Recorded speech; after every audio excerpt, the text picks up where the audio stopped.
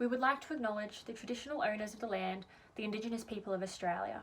Aboriginal and Torres Strait Islander viewers are advised that this video contains images of people who have died. The history of Australia can mean very different things to different people. To some, it might be the brief overview they've learned in school.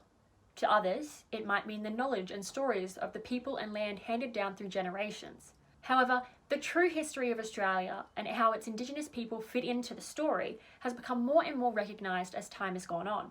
From the British colonists' declaration of terra nullius, the 100-year-long stolen generation, the treatment of Indigenous soldiers after the war, all the way through to the day the government formally apologised to its Indigenous citizens. These hardships and how they've been overcome are now in the history books, but are they really public knowledge?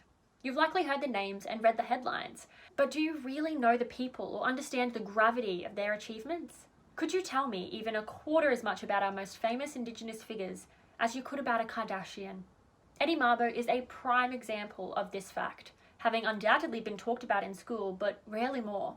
Born in 1936, Edward Kawiki Sambo, later adopted by his uncle Benny Mabo after his mother passed, grew up on the island of Muir in the Murray Islands. In 1967, he was working as a groundsman and a research assistant at James Cook University. It was here that he learned that the land he was raised on, which he believed he owned, was legally considered Crown land. After being denied permission by the Queensland government to visit his dying father on these lands, Mabo was set in his cause. He co-founded a black community school, joined the National Aboriginal Education Committee, and in 1981 he gave his first speech at a land rights conference about traditional Indigenous land ownership and inheritance systems.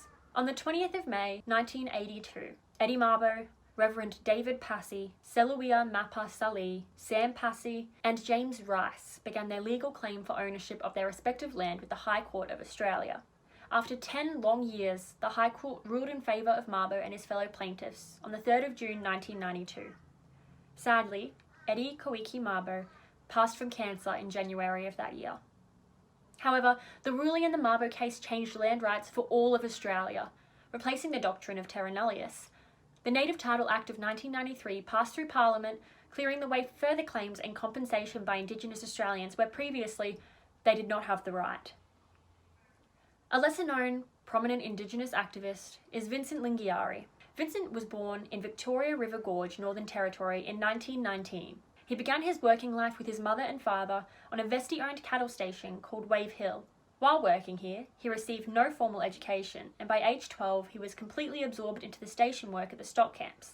On the 23rd of August 1966, Lingiari led 200 of his people, employees of Wave Hill Station and their families, on a walk-off. They were tired of being treated like animals and demanded they receive more rations, better pay, and the protection of Aboriginal women. The strike, named the Gurindji Strike, lasted 9 years. Lingiari was a strong proponent for land rights and sent a petition to the Governor-General requesting their rightful land be returned to his people. In 1973, the Whitlam government agreed to lease 3,239 square kilometres of the land at Wave Hill Station to Vincent and his people for residential, cultural and farming purposes, symbolising the legal agreement by exchanging a handful of red dirt with Vincent Lingiari. He died in 1988 surrounded by his family and was buried with traditional honours on Dagaragu land. After his death, the Lingiari Foundation was created in 2001 to help promote and support Indigenous rights and reconciliation. A Northern Territory federal electorate is named after Vincent, and a memorial was erected in 2004 in Reconciliation Place, Canberra, to pay tribute to his great strides towards Indigenous equality.